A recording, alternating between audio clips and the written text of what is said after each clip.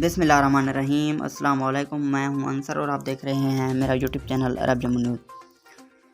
Corona के हवाले से अब कोई सफरी पाबंदी नहीं, महकमा शहरी हवाबाजी।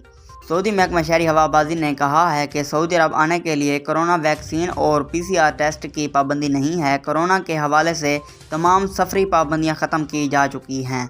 अखबार 24 के मुताबिक एक शख्स ने सिविल एविएशन के ट्विटर पर इस्तफसार किया कि घरेलू मुलाजमा अपने मुल्क गई हुई है मगर इसने कोरोना वैक्सीन नहीं लगवाई, क्या वो मुमलिकत आ सकती है? सवाल का जवाब देते हुए सिविल एविएशन का कहना था कि कोरोना वायरस के हवाले से तमाम सफरी पाबंदियां ख़त्म की जा चुकी हैं, जिसके बाद कोई भी बगैर किसी शर्त के मुमलिकत आ सकता है, जबकि PCR टेस्ट की भी अब कोई ज़रूरत नहीं रही। वाज़ेह रहे, कोरोना वायरस से बचाव के लिए माजी करीब में मुमलिकत आने के लिए कोरोना वैक्सीन की शर्त लाजमी थी, जबकि ऐसे अफराद जिन्होंने वैक्सीन नहीं लगवाई थी इन्हें मुमलिकत आने से कबल 14 दिन किसी ऐसे मुल्क में क़याम करना होता था जहां से मुमलिकत आने पर पाबंदी ऐद नहीं की गई थी।